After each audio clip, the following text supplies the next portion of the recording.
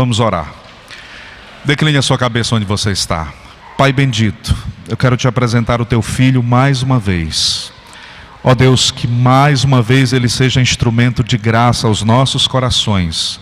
Estamos aqui prestes e prontos para ouvir a tua voz.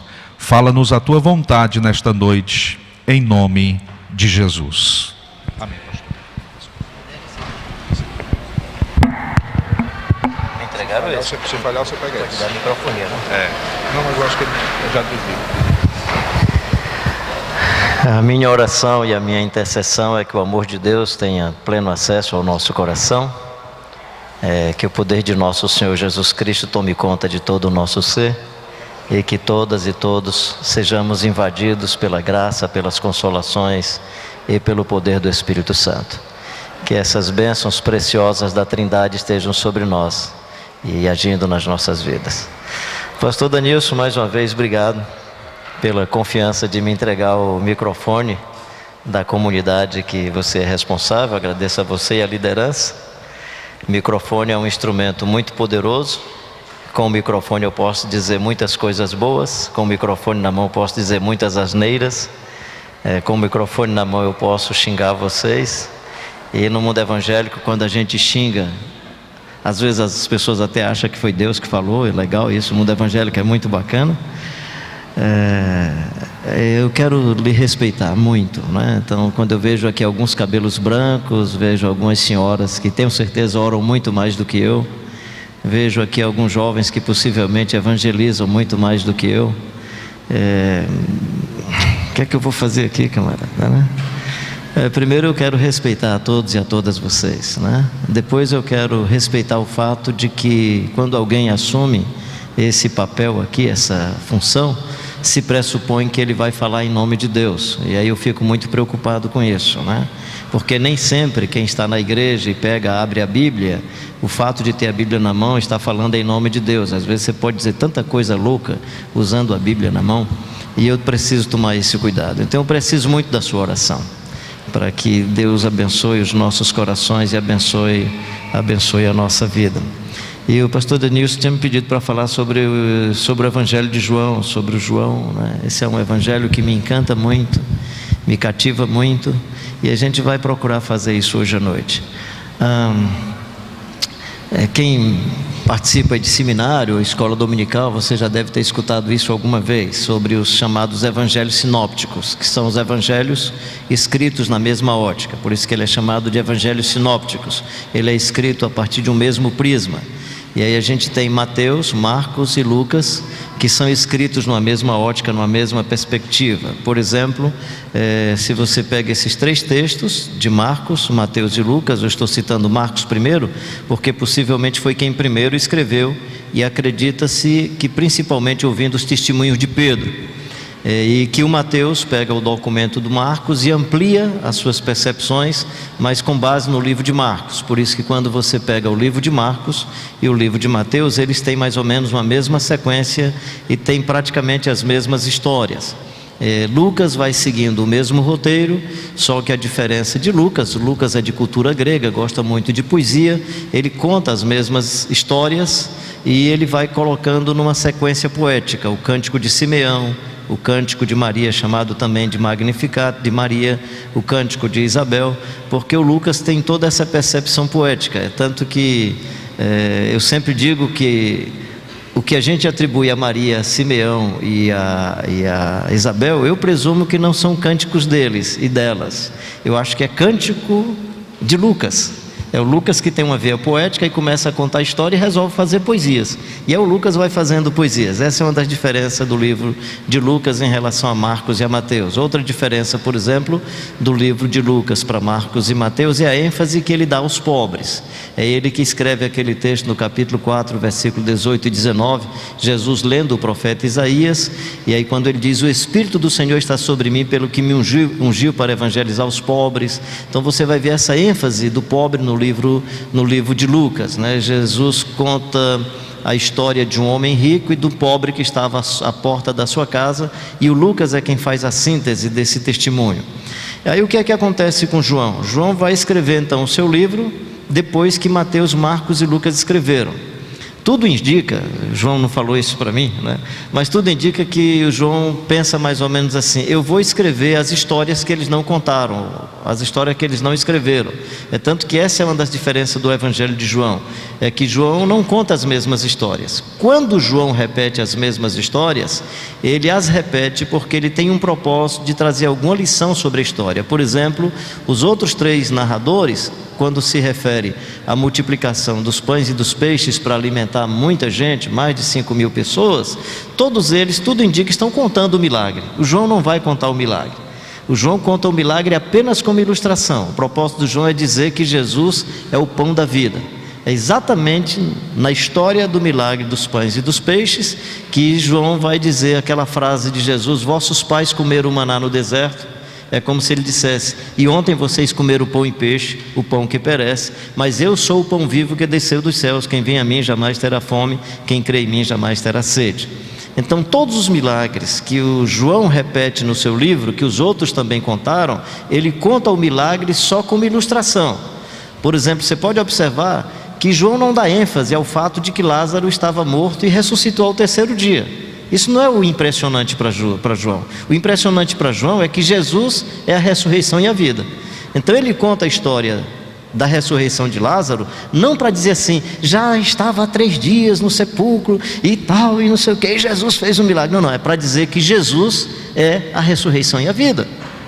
Então isso é muito interessante no Evangelho de João. Todas as histórias contadas, que os outros contaram, ele conta com a ênfase a mais. Ele conta para dar um sentido à vida e à presença do Jesus de Nazaré. Uma outra coisa que é importante no Evangelho de João, do ponto de vista da sequência dos narradores, é que os narradores colocam o anúncio da criança, Mateus, Marcos e Lucas, o anúncio do menino, o nascimento da criança, o batismo da criança, a tentação do jovem, batismo do jovem, a tentação do jovem, o ministério e morte e ressurreição. Você pode observar Mateus, Marcos e Lucas: anúncio de Jesus, nascimento de Jesus, o batismo de Jesus, tentação de Jesus, ministério de Jesus, morte de Jesus e no final a ressurreição de Jesus. O Evangelho de João começa de maneira diferente. O menino morre quando começa o livro. Capítulo 1, versículo 29, o João Batista olhando diz: eis o Cordeiro de Deus que tira o pecado do mundo. Então a morte está anunciada já no começo. Capítulo 3, Jesus conversando com Nicodemos: e do modo como Moisés levantou a serpente no deserto, assim importa que o Filho do Homem seja levantado. Eu vou repetir ainda mais adiante um pouco sobre essa questão da morte, para a gente entender um pouco dessa ênfase da morte no Evangelho de João, que é muito importante para nós. Inclusive, se o grão de trigo caindo na terra não morrer, fica ele só, mas se morrer, produz muitos frutos. Então você vai perceber que o Evangelho de João, ele não só diz que Jesus morre assim que chega, né? Ou seja, o anúncio da morte já está colocado, não é colocado só no final, já no começo do livro, mas a morte também tem uma indicação que não diz respeito à morte biológica, mas à morte voluntária, ou seja, eu e você podemos voluntariamente também morrer. Mas se eu esquecer de falar isso, vocês me lembram, eu quero conversar sobre isso mais adiante. Esse é um dos aspectos interessantes do Evangelho de João. Qual é uma outra coisa bonita no Evangelho de João? Ele é um texto escrito com muita ternura. Então você vai ter o tempo todo uma conversa muito amorosa, né? A conversa de Jesus com a mulher samaritana, logo ali no capítulo 4, é uma coisa linda, é uma conversa muito respeitosa. A mulher tinha uma vida muito confusa, 5 maridos já tiveste, possivelmente ela tem uma experiência de 5 maridos, e como o divórcio era uma coisa que se dava a 3 por 4, por qualquer coisa, ela possivelmente teve 5 maridos que a abandonou. Isso não era tão complicado, porque naquele contexto, como a mulher era só objeto de cama e mesa, o cara poderia ter a mulher e depois dava uma carta de divórcio, até porque era um documento de posse, coisa terrível, né? E Jesus vai dizer: mas o marido que agora você tem não é o seu marido. Mesmo assim, a conversa continua sendo uma conversa muito fraterna, muito bondosa, né? Essa é uma das marcas do Evangelho de João. Tanto que mais adiante, no capítulo 13, você vai encontrar o João contando a história de Jesus pegando uma bacia, colocando água na bacia e lavando os pés dos discípulos, que na verdade, se você ler o texto muito acuradamente, você vai perceber que Jesus não está lavando o chulé, você vai perceber que Jesus está fazendo terapia. É tanto que ele não só lava os pés, ele lava os pés e conversa com Pedro: Senhor, o senhor vai lavar os meus pés? Com essas mãos santas e maravilhosas que tem abençoado tantas crianças, o senhor vai lavar os meus pés com essas mãos santas e maravilhosas que abençoam pessoas? Não, senhor, não faça isso. Aí Jesus disse: Pedro, se eu não posso lavar os seus pés, nós não somos amigos, você não tem parte comigo. Aí o Pedro diz: não só os pés, mas também a cabeça. No instante, quis batismo por imersão, né? E Jesus diz assim: não é bem isso, né? Eu estou fazendo isso para vocês entenderem quem é que está lavado, quem que ainda está sujo.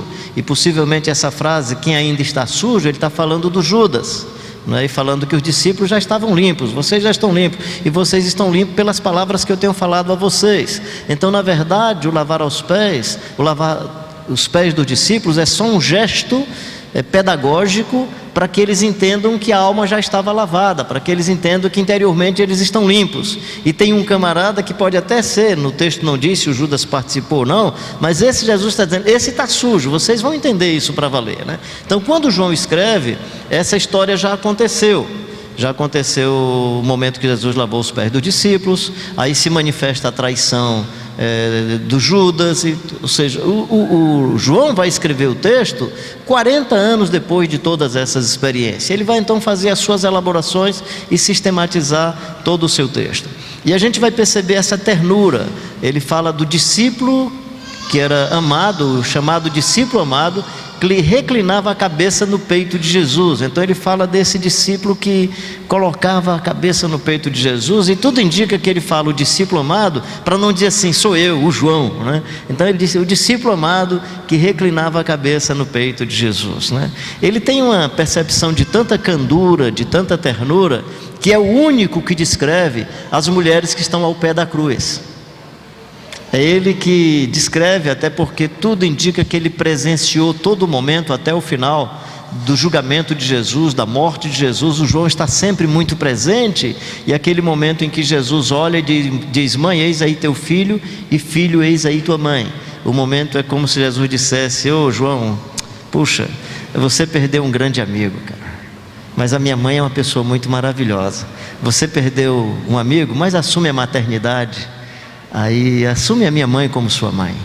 É como se ele olhasse para Maria e dissesse: mãe, esse meninão está indo embora, estou sendo crucificado e tal, mas o João é um amigão do peito, do coração. Você conhece o João, né, mãe? Assume esse menino como filho, ele vai me substituir, né? Ele vai me substituir. Então é uma fermentação de muita ternura, né? de muito diálogo, de muita aproximação. Se você observa, por exemplo, a visita da Maria Madalena no túmulo, que coisa linda, né? Que coisa extraordinária a maneira como João descreve a presença daquela mulher que vai levando perfume, que tem uma sensibilidade por flores, que é uma coisa extraordinária, que tem uma facilidade de ver jardim. Nós, os machos, temos muita dificuldade de ver jardim. Mulher dá trabalho a marido, ela vai passando: arranca aquela flor, eu queria um galinho para levar. Quantas mulheres aqui que já deixaram o marido nesse aperto? Vai visitar uma irmã e encontra assim no jardim: ah não, você vai ter que tirar um pedaço dessa raiz, porque eu não quero levar essa planta lá para casa. Aí quem é que vai arrancar? O marido que vai arrancar, que vai... porque elas veem as flores que nós não vemos. Claro que alguns homens, eu espero que você goste de perfume também, mas as mulheres, assim, é perfume o tempo todo. Mesmo esse jeito nosso mais da Assembleia de Deus, tal, que não diz que não tem vaidade. Ah, conversa é essa? Cabelo longo é sua vaidade também, o jeitinho. Você não quer sair de qualquer jeito, não é verdade? É do ser feminino, é da natureza do ser feminino. E aí a Maria Madalena vai visitar o túmulo de madrugada, vai levando o quê? Perfume, que era uma prática de se jogar sobre os corpos que estavam no sepulcro, no túmulo. Vai levando perfume, e aí quando ela chega encontra o túmulo vazio. Que angústia, não consegui jogar o perfume no corpo do meu Senhor. Aí o que é que ela vê no ambiente? Ela vê um jovem e pensava que era o quê? Quem se lembra? O que é que ela pensava que era o quê? Jardineiro. Mas o Mateus, o Marcos e o Lucas não falaram em jardim.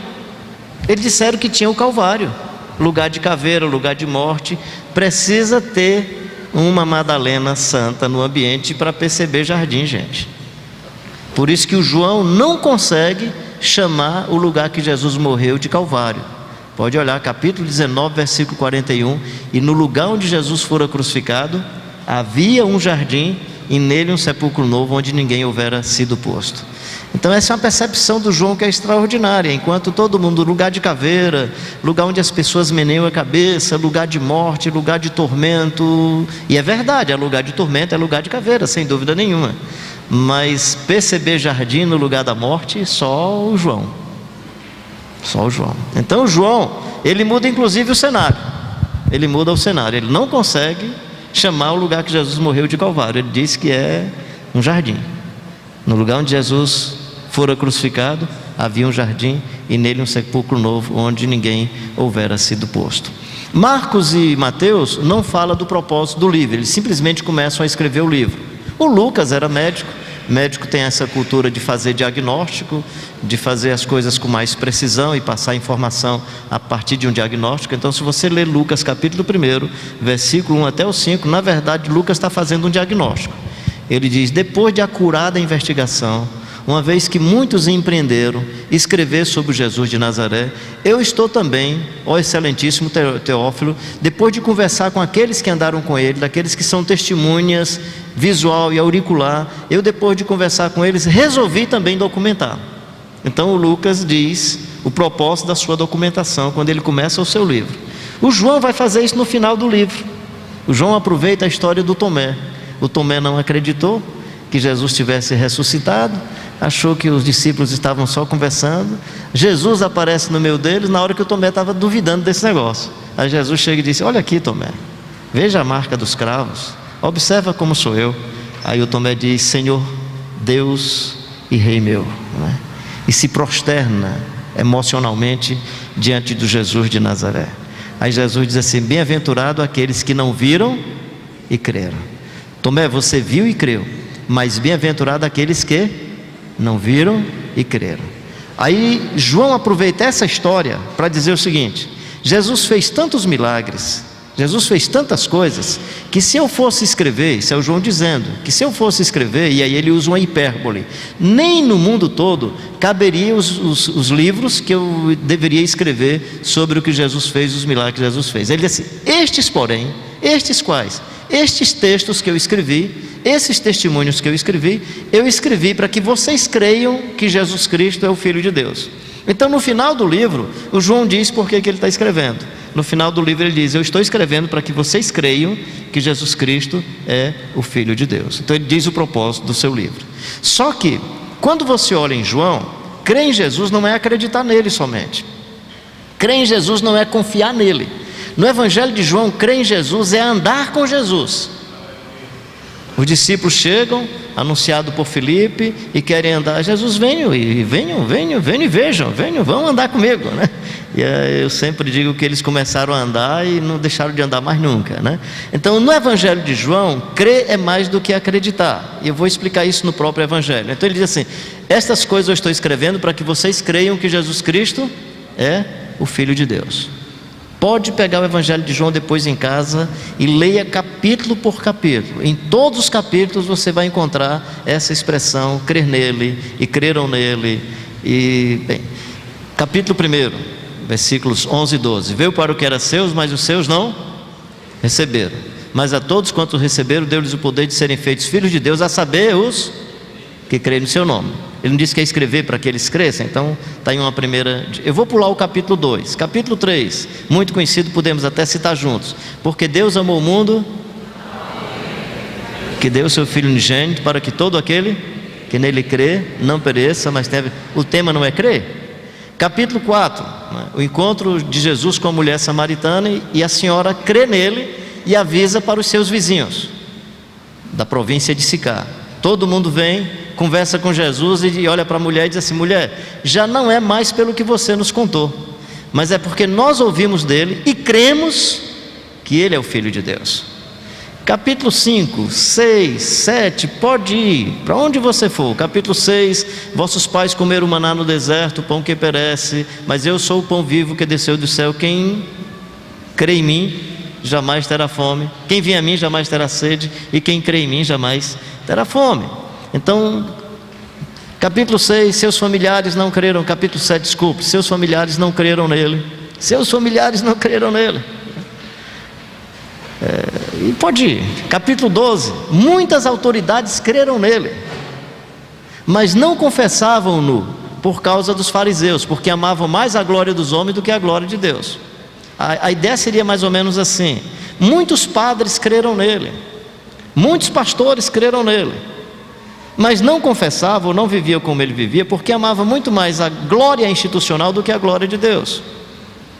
Muitos irmãos da Assembleia de Deus creram nele, muitos batistas creram nele, muitos presbiterianos creram nele, mas não vivia como ele disse que vivesse, porque a estrutura religiosa não permitia. Eles preferiam a estrutura religiosa do que o Jesus de Nazaré.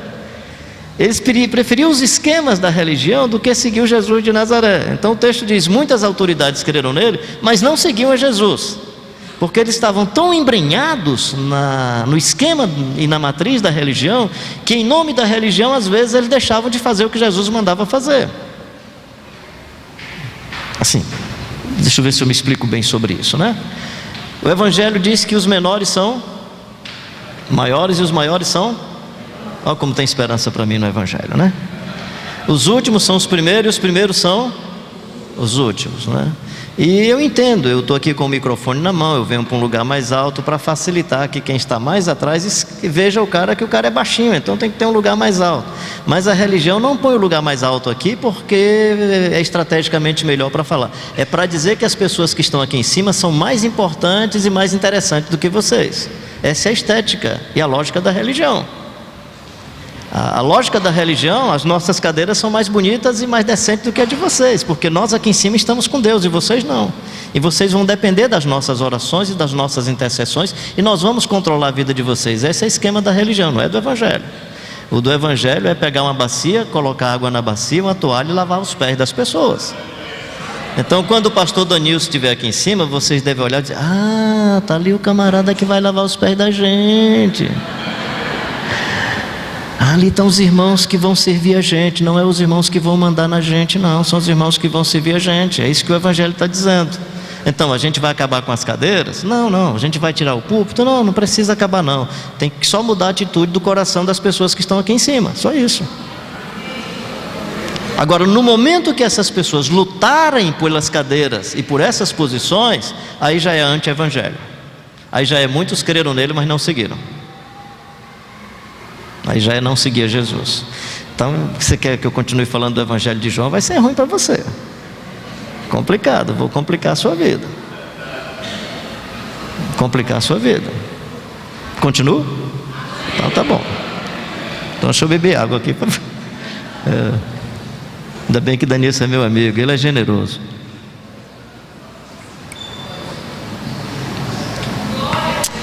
E aí vai. Crer é o tema. Capítulo 2, por isso que eu saltei do primeiro e o 3, para dizer o 2 depois. Capítulo 2, versículo 23 e 24. Muitos creram nele por causa dos milagres que Jesus fazia. Olha que coisa interessante. Muitos creram nele por causa dos milagres que Jesus fazia. Mas Jesus não se deu por confiar a eles, porque ele muito bem conhecia a natureza humana. Assim, numa linguagem bem nossa, seria mais ou menos assim: muitos creram nele por causa dos milagres que ele fazia, mas ele não acreditou neles. Que coisa, gente! Muitas autoridades religiosas creram nele, mas não seguiam, ou não o confessavam, melhor dizendo, sendo bem correto o contexto, não confessavam, porque eles amavam mais a glória dos homens do que a glória de Deus. Muitos creram nele porque viram os milagres acontecendo, e Jesus maravilhoso, faz milagres. Aí o texto diz assim: mas Jesus não se deu por confiar a eles, porque Jesus muito bem conhecia a natureza humana. Que terrível, que tremendo, gente. Então não basta, no Evangelho de João, não basta você dizer assim: você quer crer em Jesus? Quando eu falo, faço apelo: você quer crer em Jesus, mas peça para Jesus acreditar em você. E aí ele acredita não é por causa da gente, ele só acredita por causa da misericórdia dele.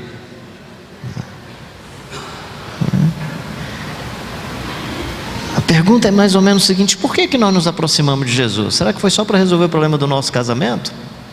Por que nós nos aproximamos de Jesus? É porque estava com dificuldade financeira? Por que nós nos aproximamos de Jesus? É porque queria um milagre a mais? Nós queremos as coisas que Jesus oferece ou nós queremos o Jesus de Nazaré? É exatamente por isso que no Evangelho de João, quando João conta o milagre da multiplicação dos pães e dos peixes, ele transporta, ele mostra Jesus indo para o outro lado do mar de Tiberíades, que os outros narradores não contam esse detalhe.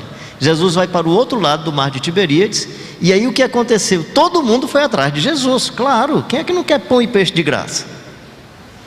Vamos dar de comida a todo mundo, vamos ouvir uma pessoa maravilhosa como Jesus de Nazaré, e depois ele ainda dá pão e peixe para a gente? Aí eles vão para o outro lado do mar de Tiberíades. Quando eles chegam lá, Jesus vai falar, está falando, que eles chamam de duro discurso. Qual é o duro discurso de Jesus? Eu sou o pão da vida. Qual é o duro discurso de Jesus? Eu sou a porta, eu sou o caminho, ninguém vem ao Pai senão por mim. Qual é o duro discurso de Jesus? É quando eles perguntam: tu és maior do que o nosso pai Abraão? Antes que Abraão existisse, eu sou. Esse é o que eles vão chamar de discurso duro. E Jesus vai falando, e fala sobre ele: eu sou o caminho, a verdade e a vida, eu sou o pastor da vida pelas ovelhas. Vai falando, e vai falando, e o povo querendo pão, e o pão não saía, todo mundo esperando o peixe, e o peixe não saía. E aí os discípulos se aproximam: Senhor, o pessoal está com fome, não tem pão nem peixe hoje. Se eles quiserem o pão da vida, tudo bem, senão pode ir embora todo mundo. E diz que o pessoal, frustrado, com muito desencanto, começou a sair um após outro. Ficou um grupinho pequeno, possivelmente os discípulos. Aí Jesus olha para eles: vocês não querem ir embora também não? Aí o Pedro diz: Senhor, para quem iremos nós? Só tu tens as palavras de vida eterna. Eu estava pregando numa Assembleia de Deus lá no Maranhão, em Barra do Corda. Pastor Estevão, é isso mesmo. Aí citei esse texto, e eu citei: para onde iremos nós? Só tu tens as palavras de vida eterna. Rapazinho chegou depois: pastor, o senhor citou errado, não é para onde não, é para quem. Aquilo fez uma diferença enorme na minha vida, o fato de que o pessoal estava saindo e dava a impressão de uma localização, a opção de um outro espaço, gerava essa pergunta: para onde iremos nós? Não é, é para quem? Porque eles estavam mais preocupados com a amizade com Jesus Cristo de Nazaré do que o lugar para onde eles iriam. Eu não sei se lá como é que é? Oeste, Cidade Oeste, né? Não sei se eu falei isso, se não, né? Só para efeito de comunicação, você não leva muito a sério, mas só para entender isso. É como se Jesus dissesse assim: não se preocupa se você vai para o inferno ou se é para o céu, se preocupe se você tem amizade comigo. Ou seja, digamos que eu fosse para o céu, e na hora da saída Jesus dissesse: meu filho, você vai, mas eu não vou não. E toda a igreja Assembleia de Deus Expedicionários também vai, mas eu vou deixar vocês lá uma semana sem eu ficar por lá, só vocês. Eu garanto que com uma semana a gente estragava o céu, pelo menos eu estragaria. Não sei você que é tão santo, eu não estragaria. Mas se a gente for para o céu e Jesus disser que não vai para lá, a gente estraga o céu. E se Jesus, eu vou para o inferno, aí ele diz assim: eu vou com você, aí eu já fico alegre, porque ele vai chegar, apagar o fogo, tudo que é demônio vai sair, ele vai encher o espaço, vai ficar um espaço agradável, porque o importante não é a geografia, o importante é a presença do Jesus Cristo de Nazaré. Por favor, não saia dizendo por aí que eu disse que Jesus vai para o inferno e que não vai para o céu. Não é isso que eu estou dizendo. Eu só estou dizendo que a conversão profunda não está querendo o céu, a conversão profunda está querendo Jesus. E o céu vem como... o céu é saldo, é bênção da presença dele, né? De tal maneira que o céu for um pé de mangueira, tiver uma redinha e Jesus pertinho conversando com a gente, vai ser muito legal. E se o céu for uma rua de ouro, com um bocado de pérola, porta não sei o que, e Jesus não quiser ir para lá, nós estamos perdidos. Então o que João está dizendo para nós é que Jesus é mais importante do que as coisas que Ele oferece para a gente, e que o nosso compromisso no Evangelho é com a pessoa do Jesus Cristo de Nazaré, é com Ele. E que o Jesus de Nazaré é uma pessoa muito simples, que quando nasceu numa manjedoura, e nasceu de um casal muito simples, de um casal aí no meado da sua adolescência, chamada de Maria, e um menino chamado José. E que quando ele foi fazer a entrada triunfal em Jerusalém, foi montado num jumentinho. E a cidade onde ele nasceu é a pequena Belém Efrata, pequena demais para figurar entre as milhares de Israel, como diz o Mateus. E o local onde ele viveu infância e adolescência é a desprezível Nazaré. E pode de Nazaré sair alguma coisa que preste? E não somente o fato de que ele entra montado no jumentinho. A celebração da ceia é num lugar muito simples, na casa de um cidadão, que ele arranja a casa. O que é mais interessante em tudo isso, como diz o poeta Joia Júnior, é que tudo era emprestado. A manjedoura era emprestada, o jumentinho era emprestado, o lugar da ceia era emprestado. O túmulo onde ele foi sepultado não era dele, era emprestado. Só a cruz que era minha e sua. Mesmo assim ele assumiu. Ele assumiu. Então, o João, quando vai falar sobre a vida do Jesus de Nazaré, a grande importância e o grande referencial do seu livro é: e o Verbo se fez carne e habitou entre nós, cheio de graça e de verdade, e vimos a sua glória, glória como do unigênito do Pai. E aí olha que coisa mais interessante, gente. No judaísmo, no islamismo, no budismo, no próprio cristianismo, no islamismo, em qualquer religião, seja ela essas que eu citei, que são as chamadas grandes religiões do mundo e muito formais, seja as religiões populares, toda religião pressupõe o seguinte, não esqueça isso. O que é que a religião pressupõe?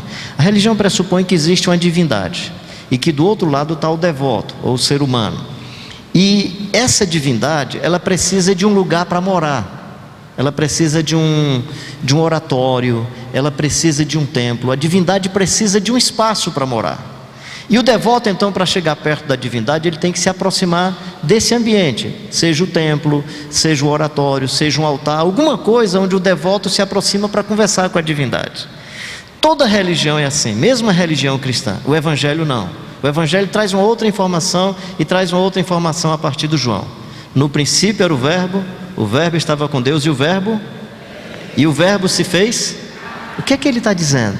Ele está dizendo que não está mais separado, Deus no templo e o humano ali. Ele está dizendo agora o seguinte: o Verbo se fez carne, e Deus habitou no templo que se chama ser humano. Por isso que Jesus vai dizer que você agora é templo do Espírito Santo. Então, na verdade, enquanto a religião diz que a divindade habita no templo e o ser humano precisa de se aproximar dessa geografia para conversar com a divindade, ou criar uma pequena geografia, um altar, um ambiente dentro de casa para conversar com a divindade, João está dizendo que Deus habita em você. Deus habita em você, que você agora é templo do Espírito Santo. Não tem mais separação entre humano e divino. Se não tem separação entre humano e divino, não tem mais separação entre sagrado e profano. Então eu não estou no templo, lugar sagrado, e quando eu sair do lado de fora posso fazer qualquer besteira porque lá é profano. Não, todo o ambiente da minha vida, se é um caminho com Deus, e se Deus habita no templo que é você, todo o ambiente da sua vida agora é sagrado. Aonde você estiver, estará ali a presença de Deus. Se o amor de Deus invadiu a sua vida, aonde você chegar, possivelmente as pessoas vão ver o amor de Deus em você. Se é que você transpira o amor de Deus, se é que você respira a misericórdia de Deus, se é que você vive essas bênçãos do Evangelho, se você é templo do Espírito Santo, da mesma forma como o Verbo se fez carne em Jesus, o Verbo se fez carne agora através do povo de Deus. O Verbo se faz carne através da igreja, razão pela qual o milagre de Jesus ter nascido de uma virgem não é um milagre ginecológico, é um milagre teológico. É a ideia de que Deus pode ser germinado na vida humana, é que Deus pode invadir a nossa existência, e aí você é presença de Deus aonde quer que você ande, e aí nesse sentido você é um anúncio ambulante da presença de Deus. Em outras palavras, se você vive em adoração a Deus, o sinal dessa adoração é as pessoas se lembrarem de Deus por sua causa. Quando é que o marido adora a Deus? Se um dia ele escutar a esposa dele dizendo assim: Deus é muito bom, olha o marido que ele me deu. No momento que ela disser que Deus é muito bom por causa do marido que você é um ser humano que adora a Deus. No momento que o marido disser assim: Deus é muito bom, olha que mulher maravilhosa, que Deus maravilhoso. Ou seja, você é uma pessoa tão maravilhosa que o cara se lembra de Deus. Quando é que os filhos estão adorando a Deus? Quando os pais dizem que Deus é bom pelo filho que eles têm, pela filha que eles têm. Quando é que os pais adoram a Deus? Quando os filhos e filhas dizem: Deus é maravilhoso, olha o pai que Deus me deu, olha a mãe que Deus me deu. Só para efeito de comunicação, eu falo isso às vezes em encontro de casais. Como é que seria o marido que não adora a Deus? Seria ele escutar um dia a esposa orando: meu Deus, onde é que o senhor estava quando esse homem apareceu na minha vida? Então seria um camarada que vive de maneira tão tortuosa, tão complicada, que no lugar da esposa dizer Deus é muito belo, ela vai dizer: senhor, o senhor estava de olho fechado nesse dia.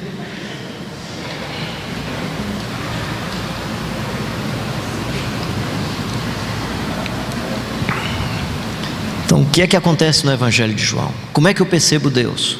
Filipe está lá, fascinado pela presença de Deus, querendo perceber Deus. Aí chega para Jesus: Senhor, mostra-nos o Pai. Que é isso, Filipe? Há quanto tempo tenho estado convosco e não me tens conhecido, Filipe? Quem me vê a mim, vê o Pai.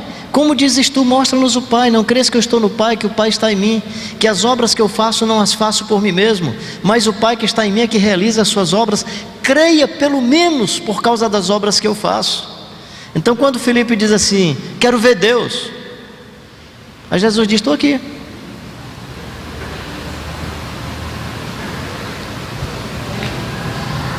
Você quer ver Deus, meu irmão, minha irmã? Se aproxima do irmão, da irmã que você acha que na sua comunidade é a pessoa que nunca pisou ninguém, que nunca maltratou ninguém, que nunca julgou ninguém, que nunca se achou que era mais santo ou mais santo do que os outros. Se aproxima dessa pessoa que possivelmente esse ser humano sinaliza Deus. Se tem alguém aqui na comunidade que você diz assim: rapaz, aquela irmã é fantástica, eu ia passando, tinha um cara despido no meio da rua, ela entrou em casa, deu um jeito de arranjar uma roupinha para ele, deu comida para o camarada. Gente, que coisa mais extraordinária. Aquela irmã tem um filho tão complicado, o marido não quer nem o rapaz em casa, ela leva almoço para o filho escondido, o marido fica chateado, mas ela leva. Passou um cara que ninguém conhecia, não sabe nem quem é, pois ela levou para dentro da cozinha lá, o cara estava lá almoçando, eu vi. Aí Jesus diz assim: estive com fome, você me deu de comer, nu você me vestiu, eu estava preso, você foi me visitar, forasteiro você me acolheu. Esse texto é inusitado, é extraordinário. Jesus está falando das pessoas que fizeram, é tanto que a grande surpresa desse texto é de quem fez. Senhor, quando foi que o Senhor teve nessa situação? Que é isso, Jesus? Eu nunca fiz isso pelo Senhor. Ele: não, quando você fez a um desses meus pequeninos, foi a mim que você fez. O que é que Jesus está dizendo para nós? Procura no seu cenário e no seu ambiente esse tipo de personagem, porque esse tipo de personagem é o personagem que nós precisamos imitar. Esse é o personagem que serve como referencial para a gente. É aquele irmão da igreja que você olha e diz assim: gente, que maravilha. É aquela irmã que você contempla: meu Senhor, que maravilha. Você quer saber se uma pessoa é uma pessoa que você realmente acha que é esse tipo de ser humano? No dia que você fizer uma besteira na vida, cometer um pecado sério, pensa na sua cabeça quem é o irmão ou a irmã que você vai procurar para confessar. Se você disser assim: a irmã Maria, irmão José, na hora que você identificar essa pessoa, possivelmente essa é a pessoa que melhor sinaliza a graça de Deus. Por que é que você tem medo de confessar para o pastor, para o presbítero, para o pessoal? Porque você vai ser punido. Quando você conversa para um santo e para uma santa, você vai ser redimido. E às vezes ninguém vai nem saber da história, porque a pessoa santa e o homem santo, ele percebe que o que você fez é tão sério, que até ele fica constrangido de falar, e fica com tanta misericórdia de você, que vai fazer o possível para você ser redimido. A religião não, a religião precisa punir, porque ela precisa manter a sua imagem, nem que a pessoa se arrebente. O Evangelho não, o Evangelho vai fazer como Jesus de Nazaré. E o pior de tudo isso é que Jesus diz o seguinte: você que está fazendo o julgamento do argueiro que está no olho do irmão, você nem sabia, cara, você está tão cego que não está vendo a trave que está no seu.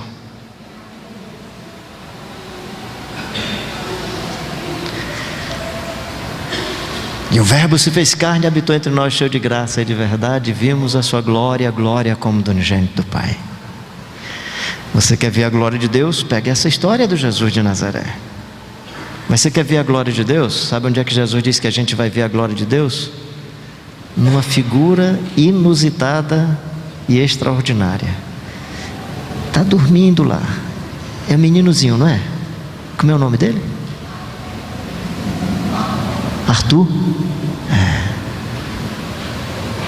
O Arthur, que hoje está quietinho, está dormindo, deve estar cansado. Você quer entender o Evangelho? Tem que entender como é que Jesus lidava com as crianças. Os discípulos: Senhor, as crianças estão atrapalhando. Dizem que os pais e as mães traziam as crianças para abençoá-las, e devia ser uma barulheira, bagunça de menino, um correndo atrás do outro, dando beliscão no outro. Puxa. E os discípulos dizem: não cabe. Não cabe na burocracia religiosa criança, gente. Religião não acolhe criança, religião não entende criança. Só quem entende criança é o Jesus de Nazaré. Só Jesus. Ele diz: deixai vir as minhas criancinhas e não as impeçais, porque das tais é o reino dos céus. E quem não se transformar como uma criança, de modo algum pode herdar o reino dos céus. Sabe por que Jesus acolhe criança? Porque criança não paga a conta. E Jesus não está nem aí para dinheiro. É tanto que ele entregou a tesouraria para o Judas. A maior prova que Jesus não ligava muito para dinheiro é que ele entregou a tesouraria para o Judas. Agora, se a gente é instituição, tem prédio, tem CNPJ, não, aí tem que ser sério. Dinheiro que entra, tem que ter fluxo, informação, tem que ter transparência, claro, claro. Quando for só o Evangelho, não. Quando for só o Evangelho, aí dinheiro não faz falta. Não temos prata nem ouro. Acho que o Lucas esqueceu de colocar uma frase, que eu não sei se os apóstolos disseram, mas é: não temos prata nem ouro. O tesoureiro suicidou-se, eu não sei o que é que ele fez da bolsa.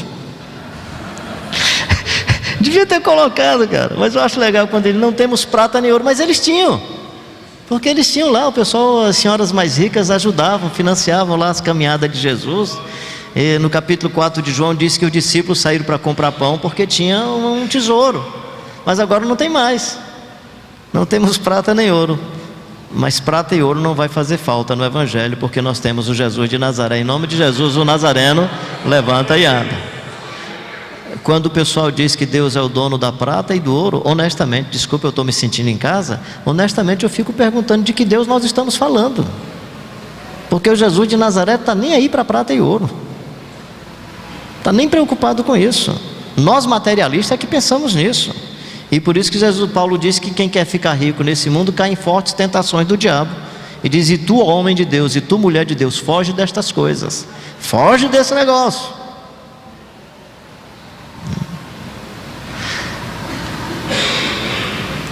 Deixa eu ir partindo aqui para o que eu considero uma das coisas mais importantes do Evangelho de João, e com isso eu já vou caminhando para o nosso encerramento, mas é assim uma caminhada mais longa, né? Porque para mim é um tema muito importante. O tema muito forte no Evangelho de João é essa morte voluntária. Ou seja, eu presumo, isso não está muito claro nos textos, mas entre a morte na cruz e a decisão de deixar a glória de Deus e vir ao mundo, eu presumo que para Jesus foi mais duro deixar a sua glória para se tornar humano. Eu penso que isso é mais duro do que a morte na cruz. Porque imagina ele com toda a sua glória, com todo o seu resplendor, Deus santo, puro e maravilhoso, aceitar a vulnerabilidade humana, assumir o corpo humano, enfrentar todas as tentações e sofrimento que nós os humanos passamos por isso. Eu presumo que esse momento que ele voluntariamente diz: Pai, eu vou, eu acho que esse é o momento mais duro, esse é o momento mais difícil, que é o que eu chamo de morte voluntária. Então quando o texto diz assim: e o verbo se fez carne e habitou entre nós, Jesus morreu de Deus, entre aspas, por favor, se eu me explico bem disso, né? Que ele nunca deixou de ser Deus, mas como se ele dissesse: eu vou renunciar. Tende em vós o mesmo sentimento que houve também em Cristo Jesus, que sendo em forma de Deus, não teve por usurpação o ser igual a Deus, antes esvaziou-se de si, não esvaziou-se de Deus, esvaziou-se de si e assumiu a figura humana, fez-se servo e foi obediente até a morte de cruz. Então quando esse texto fala sobre isso, eu fico imaginando, digamos que Jesus tem esses nossos sentimentos, é mais duro essa transição de vir da glória para se tornar humano, do que a morte para voltar para a sua glória. Por que eu estou falando isso? Porque todos nós precisamos passar por esse processo de morte voluntária. Por isso que no Evangelho de João tem um texto que é: se o grão de trigo caindo na terra não morrer, fica ele só, mas se morrer, produz muitos frutos. A morte biológica eu não posso decidir, mas a morte voluntária eu posso decidir. Pastor Danilson e alguns irmãos aqui talvez conheçam dois personagens que são muito meus amigos, que é o Brioso e o Azulão. O Azulão é o meu paletó que fez agora 36 anos, né? E o Brioso fez 40 anos, né? Só um parênteses assim rápido. Dia 23 de junho eu vou celebrar o casamento de uma menina, da Raquel, né? E eu vou celebrar o casamento com o Brioso, porque o Brioso é o paletó que o pai dela se casou. Ele casou-se, não queria muito acordo com o paletó, me deu de presente. Então eu vou celebrar o casamento da menina que o pai me deu o Brioso de presente. Olha que legal, né? Mas aí quando eu fui dar uma olhada no Brioso há uma semana, que faz tempo que a gente não se aproxima muito, ele fica lá e eu cá e tal, eu fui, o Brioso estava encolhido, o Brioso encolheu. E como eu não posso mexer com o Brioso, eu tive que perder 3 quilos. Então, ter um paletó com 40 anos de uso, né, de amizade, é ele que me mantém. É por isso que o Brioso é um abençoado, né? Mas é um cara abençoado, mas ele é muito chato, porque Brioso só quer ir para culto de formatura, casamento chique, né? Ele fica numa tentação. O pastor Antônio José me chama ali para ir para o pregar, às vezes no domingo à noite, no templo da Assembleia de Deus. Aí eu fico naquela tentação. O Brioso fica com vontade de ir. Eu digo, vai não. Não, mas todo mundo vai estar lá assim. Eu digo, pois é, mas você não vai. E você pensa que ele não tem a maior vontade de ir lá para o... Ele gostaria, mas aí não vai. Não vai. Eu fui num congresso desses aí uma vez, e aí tinha crachá, o pessoal tinha que pagar a entrada e tal. Aí quando eu fui chegando, a mocinha disse, o senhor ainda não tem crachá? Eu digo, é teu não, querido, eu tinha chegado de viagem naquele instante. Aí ela disse, então o senhor não pode entrar. Eu digo, tá bom, me desculpa. Aí eu fiquei sentado. Daqui a pouco o pastor chegou, pastor Carlinhos, nós já cantamos 2 hinos lhe esperando. Eu digo, rapaz, eu estou aqui há uns 25 minutos. Aí ela olhou e disse assim, o senhor, pastor Carlinhos? Eu digo, sou, querida. Por que o senhor não me disse? Você não me perguntou?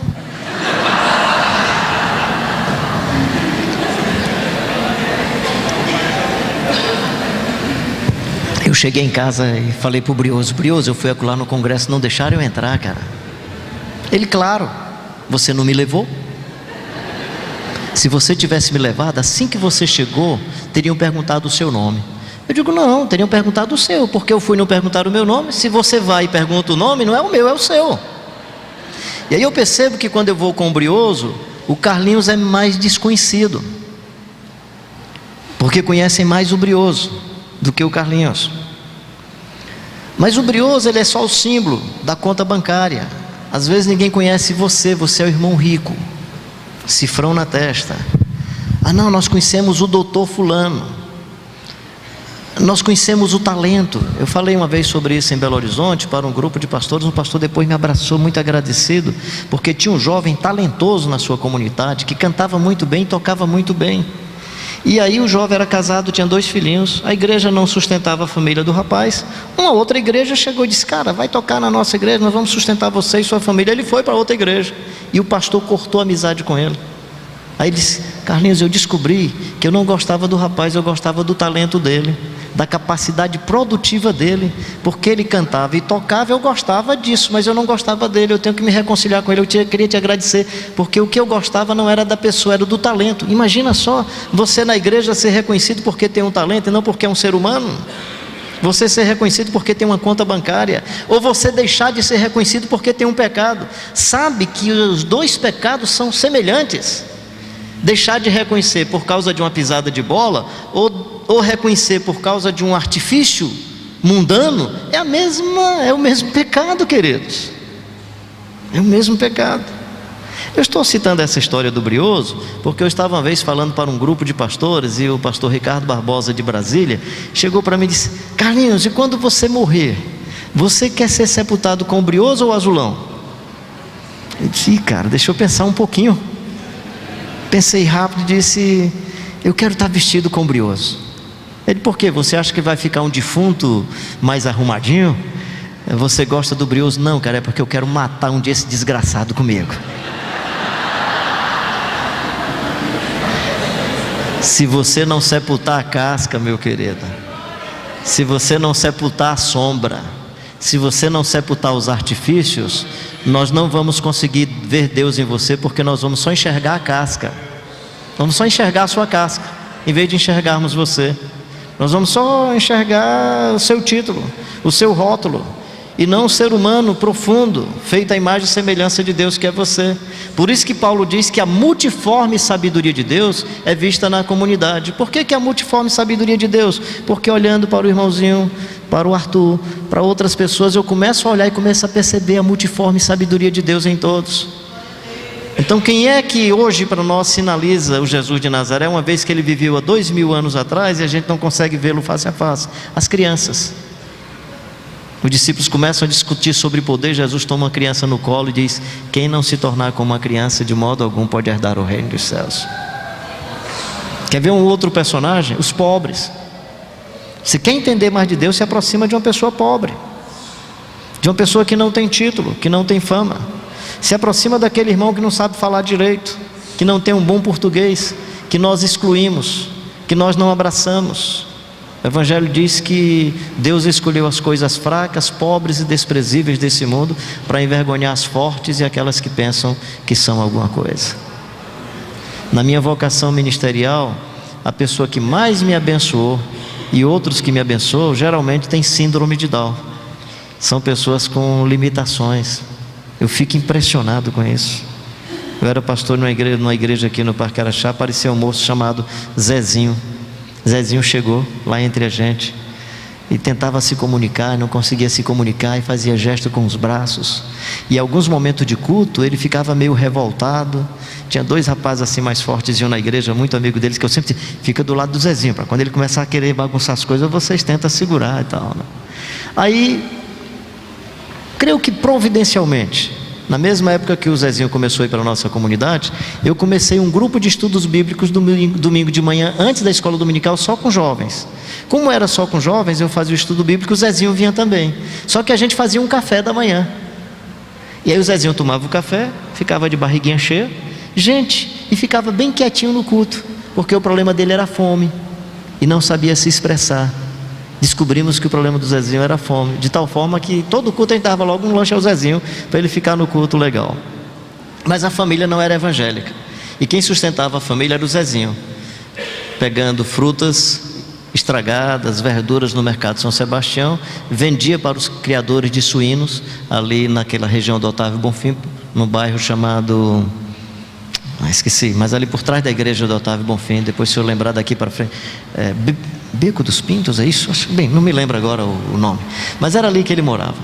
E aí estou explicando essas coisas porque quando foi um dia, uma meninazinha cantou lá na nossa igreja. Quando a meninazinha acabou de cantar, o Zezinho levantou-se do banco. A mãe dele sempre ia às vezes para controlar o Zezinho na hora dos cultos.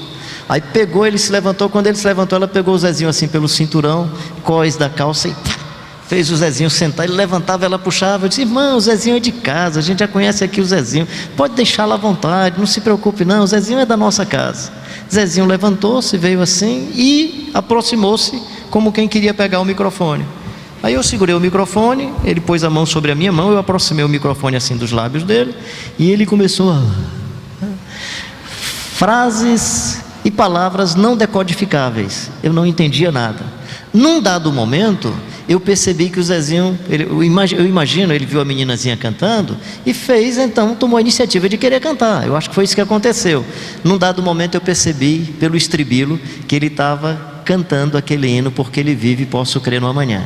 Quando chegou na parte do coro, porque ele vive e posso crer no amanhã, eu peguei a música, eu canto muito ruim, aí fiz assim para a igreja cantar comigo, e o Zezinho, que eu e o Zezinho cantando, ia acabar o culto. Aí tal, o pessoal cantou, o Zezinho se empolgou e continuou.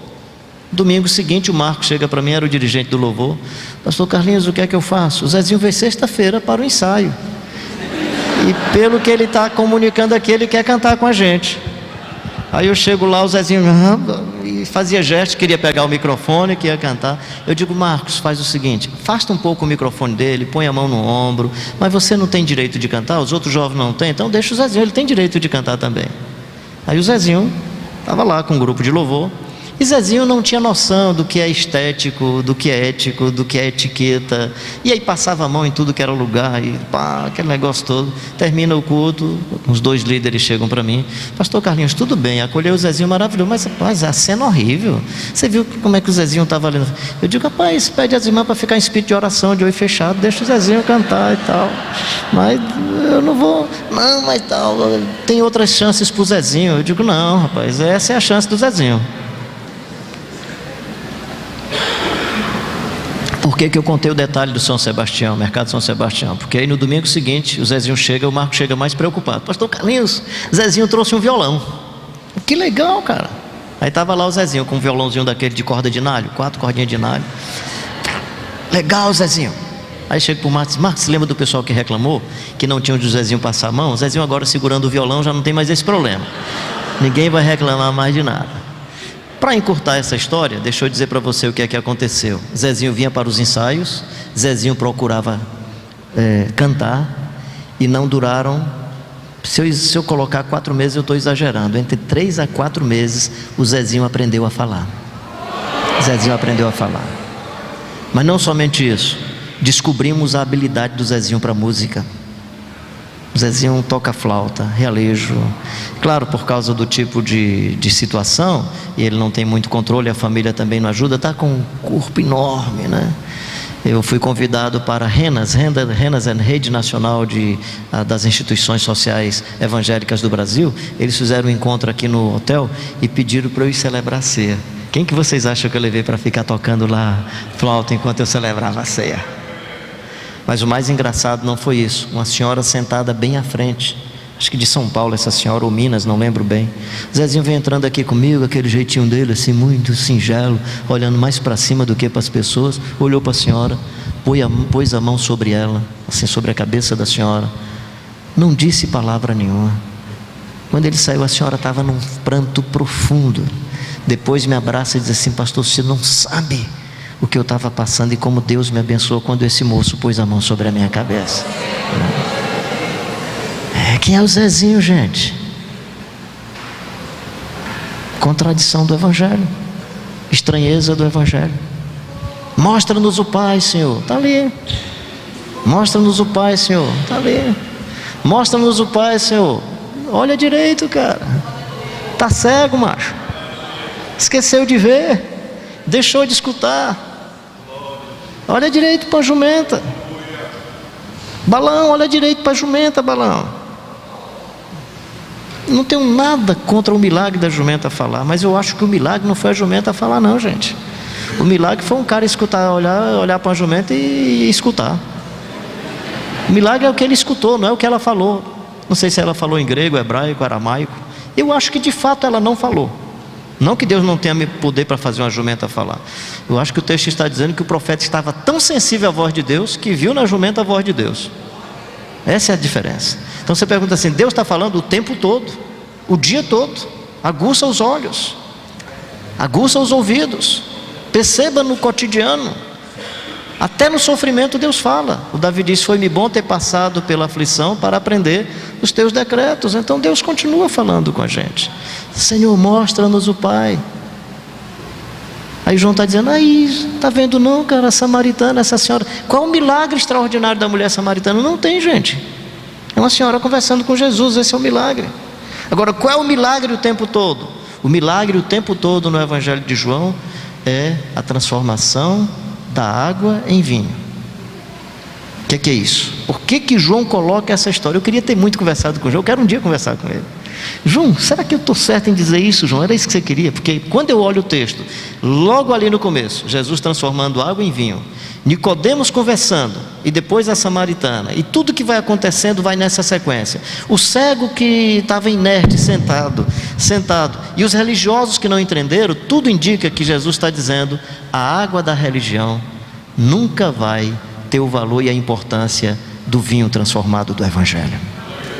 Aí me parece que o Nicodemos é a água da religião e a samaritana é o vinho do Evangelho.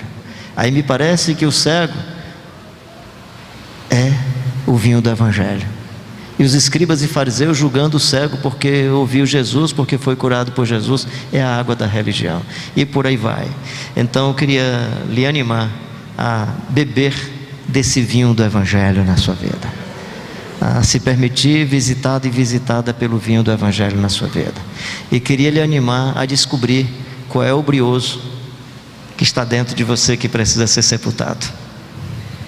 O que é que lhe fascina, lhe encanta, que faz com que as pessoas estejam lhe aplaudindo e quando você olha, não tem nada a ver com Jesus de Nazaré. Para que assim a sua vida, a nossa vida, a minha vida e a sua sejam marcadas pelo Cristo de Deus. Que sejamos homens e mulheres cristificados. Que sejamos homens e mulheres transformados de glória em glória até a imagem do Jesus Cristo de Nazaré. Que possamos nas nossas estradas da vida olhar para aquele que nos negou, para aquele que de alguma maneira fez alguma coisa chata com a gente e dizer: tu me amas? Tu me amas? Jesus podia ter chegado: Pedro, eu vi, cara. Você pensa que eu não vi? Você me negou para um cara que chegou perto de você, e depois aquela meninazinha que era só uma serva, só uma empregada, você podia nem ter, e você me negou. Pedro, eu vi. Você pensa que eu não vi? Eu vi, Pedro. Você é safado, cara. Você andou comigo 3 anos e meio, me nega assim publicamente. E quando você lê no texto de João, diz não só que ele negou, diz que ele espraguejou. É como se Pedro tivesse dito: esse camarada nem sei quem é. Nem sei quem é. Jesus nem traz essa história à tona. Jesus olha: Pedro, tu me amas? Pedro, apacenta, cuida como eu estou cuidando de você. Cuida. E a história que mais me encanta, que é sinal de alguém que de fato está disposto a se doar plenamente, é a história do Judas aparecendo e Jesus dizendo que ele pode molhar o seu pão no vinho de Jesus. Gente, isso é extraordinário e inusitado. Na cultura judaica só podia molhar o pão no vinho do outro quem era muito amigo. Eu gosto de pegar assim café com leite ou só café. Eu pego o meu pãozinho, dou uma mergulhada nele. Gosto de comer o pão molhadinho, né? E geralmente eu não boto muito café no meu copo. Eu não tenho a menor dúvida, se eu tiver um dia com o pastor Danilson, se o meu copo de café acabar e eu tiver o pão na mão, eu mergulho no café do Danilson, que é um amigão. Ele pode esconder o café, mas eu vou mergulhar. As poucas estradas que a gente foi andando, já me sinto na liberdade de mergulhar o pão no café do Danilson, porque é um amigo. Eu não vou fazer isso com outras pessoas que eu não conheço. Você só mergulha o pão no café do outro quando você é muito amigo e muito conhecido. Você não mergulha em pessoas desconhecidas. Isso fazia parte da cultura judaica. Leia Ruth capítulo 2. A Ruth, mulher estrangeira, estava colhendo espigas com as mulheres judias. Ela começa a ser discriminada e o príncipe, o Boaz, manda um recado: digam a Ruth que amanhã pela manhã ela pode vir para a nossa mesa, uma espécie de primeira refeição, uma espécie de café da manhã. E ele diz assim: digam a Ruth que ela pode vir e que ela pode molhar o seu pão no meu vinho. O que é que o Boaz está dizendo? Digam a Ruth para não se sentir discriminada. Digam a Ruth para não se sentir estrangeira. Ela é de casa, ela pode molhar o seu pão no meu vinho. Então, quando Judas aparece, na hora que Jesus, no capítulo 13, está ali com os discípulos, quando Judas aparece, e Jesus diz que o Judas vai molhar o pão no seu vinho, os narradores colocam como denúncia. Eu presumo que não. Eu presumo que Jesus está anunciando, não está denunciando, porque não vale a pena denunciar o Judas, vale a pena anunciar quem é Jesus. E eu acredito que Jesus estava com certo constrangimento. Bem, Judas, tudo bem, você sabe que eu não ligo para dinheiro, mas você me vendeu só por 30. Eu acho que a chateação de Jesus não foi a venda, foi o preço, cara. Só 30 moedas que você me vendeu, Judas. Então o Judas vem chegando. Jesus sabe que o cara vendeu por 30 moedas. Jesus poderia ter pegado e exposto o camarada. Gente, sabe o que esse moço acabou de fazer comigo? Me vendeu. Os soldados vão me pegar lá no Getsemane por causa dele. Não. O que Jesus faz é: Judas, a despeito do que você fez e a despeito de você ter me traído, você não muda quem eu sou. Por isso que o meu copo de vinho continua aberto para você molhar o seu pão. Judas, eu não vou fazer com você o que você fez comigo. Você fez isso comigo, Judas, mas eu sou o mesmo Jesus de Nazaré. Não vou me vingar de você. Você quer acabar a sua vida? Você acaba por sua conta. Mas Judas, dá para a gente comer um carneirinho assado ainda. Dá para você ir para a cozinha lá de casa, Judas. Se você quiser, a gente faz um cafezinho com tapioca. E a despeito do que você fez, a mesa da minha cozinha continua aberta para você. Porque o que você fez foi muito ruim, camarada. E o que você fez comigo me dá o direito de ser igual a você, mas eu não vou ficar igual a você. Eu vou continuar sendo Jesus de Nazaré. O jeito que você bateu na minha canela me dá o direito de dar um bico na sua canela. Mas eu não quero aprender essa maldade com você. Eu não quero aprender com você a dar chute na canela de ninguém. Judas, você vendeu. Eu sou o Senhor da vida. Eu poderia lhe vender e vender barato, camarada, mas não vou fazer isso com você, porque você não mudou quem eu sou. Eu continuo sendo o Jesus Cristo de Nazaré. Eu continuo sendo Jesus de Nazaré. Por que Jesus consegue fazer isso? Porque o tema da morte faz parte da sua vida. Ele sabe que vai morrer. Se o grão de trigo caindo na terra não morrer, fica ele só. Mas se morrer, produz muitos frutos. Sepulta o seu orgulho, meu querido e minha querida. Sepulta a sua arrogância. Sepulta a prepotência. Sepulta a imagem que você tem de você, de achar que é mais santo, mais santa do que os outros. Sepulta tudo isso. Sepulta. Porque diante de Deus, todos nós somos pecadores que precisam da sua graça, da misericórdia e do seu amor. E a minha roupagem religiosa não me faz melhor do que você. Porque de fato, o pecado que você não cometeu por causa da graça de Deus, não foi por sua causa. Por isso que o importante não é se arrepender dos pecados que você fez. Arrependa-se dos pecados que você cometeu, mas arrependa-se dos pecados que potencialmente você seria capaz de cometê-los. Tá bom, né, pastor? Vamos para casa, já chega. Eu vou parar porque eu acho que eu já tinha que falar, já terminou. Deu um...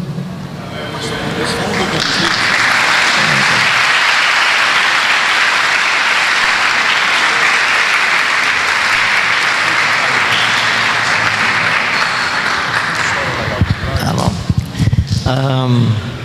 Assim, se eu continuar pregando, acho que a impressão que eu tenho na cabeça é que o anjo chega lá em cima: ó, pai, eu já terminei, o que era para falar, já falei, e agora ele continuou por conta própria dele, então não tem mais nada a ver com isso. Então é melhor parar para não... O pastor Danilo pediu para eu falar sobre esses livros. Esse livro é Em Busca da Espiritualidade, O Mercado da Fé e o Evangelho da Graça. Esse é um livro que o pastor Russell Shedd dizia: Carlinhos, você tem que escrever esse tipo de livro depois que você morrer, senão o pessoal mata você.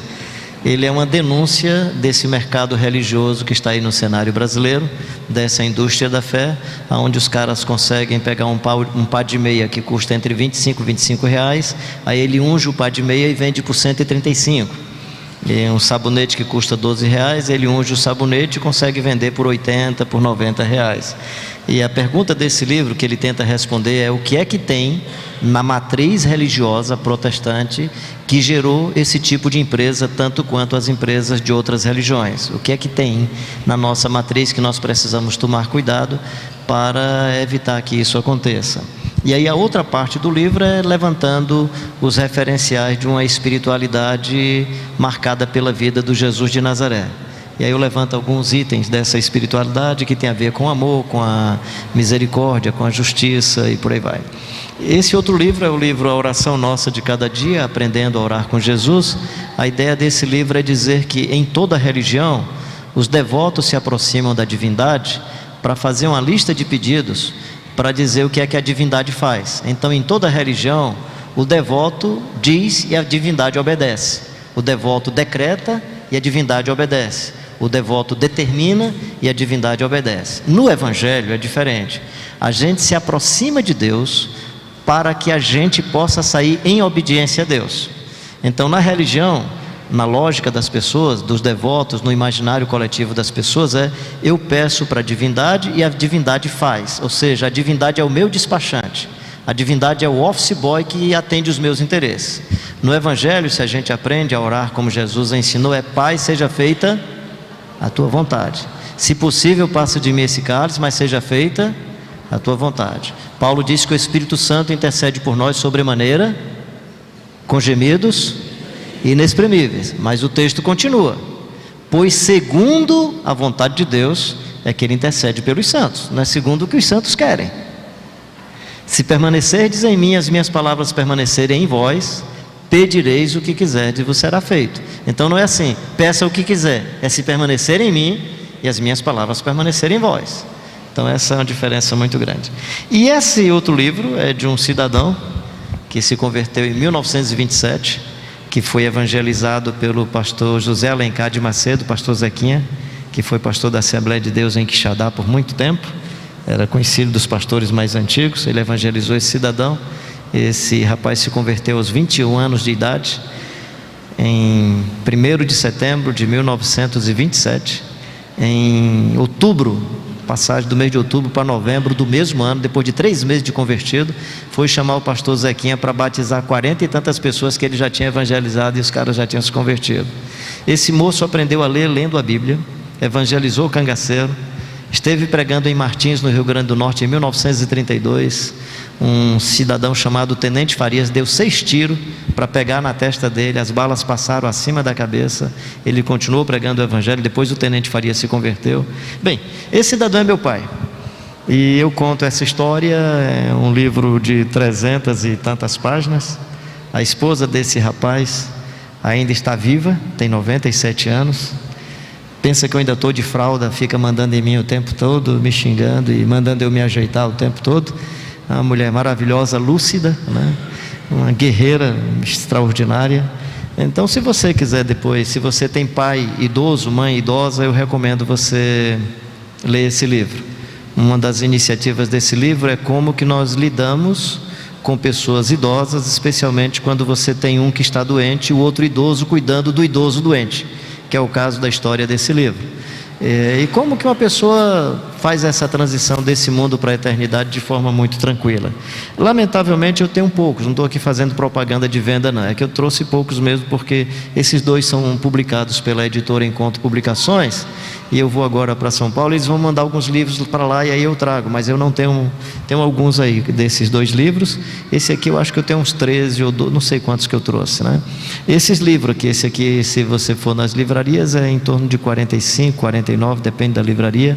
Aqui você leva por 35. Esse outro aqui, por que eu posso passar nesse preço? Porque um amigo meu presbiteriano subsidiou o material desse livro, então um livro que seria bem caro se torna mais barato. Esses 2 eu compro da editora, então nas livrarias você encontra aí por 29, 28, aqui você leva por 25. Desculpa fazer esse tipo de propaganda, né?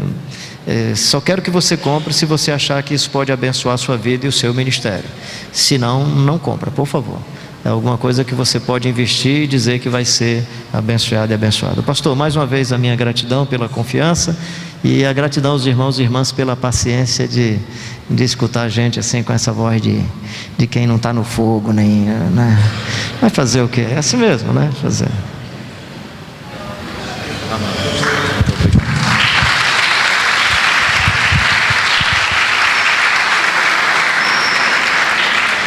Nós vamos trazer o pastor Carlinhos um dia desses para ele falar das peregrinações, viu, irmãos?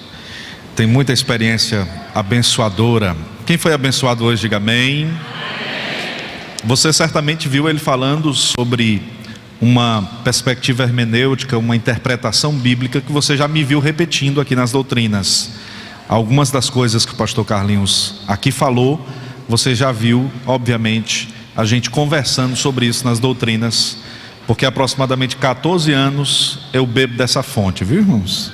Então os textos do pastor Carlinhos Queiroz são textos obrigatórios. Tem livro do pastor Carlinhos, o livro Crê o Bastante, né? Ser o Bastante. Ser o Bastante é um livro que, depois que eu li, eu até pedi perdão a Deus por não ter comprado antes, que é sobre o Sermão da Montanha. Um dos livros mais importantes da editora Ultimato, E é um livro muito abençoador, irmãos.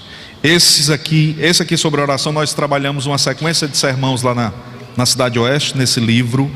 E esse livro é muito abençoador. Então, os irmãos façam uma aquisição. Essa é uma história que você senta e dá vontade de não levantar enquanto não termina, né? Então, trouxe apenas 15 desse. Eu acho que dos outros só 10, né, pastor? Talvez nem isso, né? Então, os irmãos adquiram, por favor, para abençoar a vida do pastor Carlinhos. Queridos, o pastor Carlinhos não cobra absolutamente nada para estar conosco. Eu já tive o privilégio de ouvi-lo tantas vezes. É um amigo, uma pessoa por quem eu tenho um carinho enorme. E é um mestre, é um paradigma, assim, é uma referência para a minha vida. É alguém com quem eu, quando cometo uma falha, não tenho dificuldade para sentar e falar do que necessário for, porque eu sei que é um homem que está ali para dirigir a minha história e dirigir a minha vida. É um líder. E eu digo para os irmãos que eu vou abençoar a vida de outras pessoas a partir dessa oferta. E eu queria tirar uma oferta para abençoar a vida de outras pessoas, porque eu sei que o pastor Carlinhos, ele um dia disse lá na Cidade Oeste que Jesus era tão preocupado com o dinheiro que colocou Judas para ser tesoureiro, né? O Carlinhos é do mesmo jeito. A esposa dele tem que ficar segurando, porque senão ele gasta tudo, entrega tudo, né? Então nós vamos abençoar a vida de outras pessoas abençoando o Carlinhos. Nós vamos recolher uma oferta para abençoar o Carlinhos. Será específica para abençoar o ministério do pastor Carlinhos. E eu pediria, vem cá, Israel, canta ao Senhor. Israel celebra a Deus. Nós já vamos concluir, irmãos. Passaram-se 10 minutos apenas. Eu tenho certeza que vale a pena estar nesse lugar. Que você possa contribuir com alegria e faça um esforço. O Ítalo está aqui? Cadê o Ítalo? Pedi o Ítalo, por favor, Ítalo. Se puder ajudar lá com os livros. Já está posto lá fora, não? Por favor, se puder levar mais um irmão ou uma irmã para ajudar lá. Os irmãos façam uma aquisição e abençoem o ministério do pastor Carlinhos.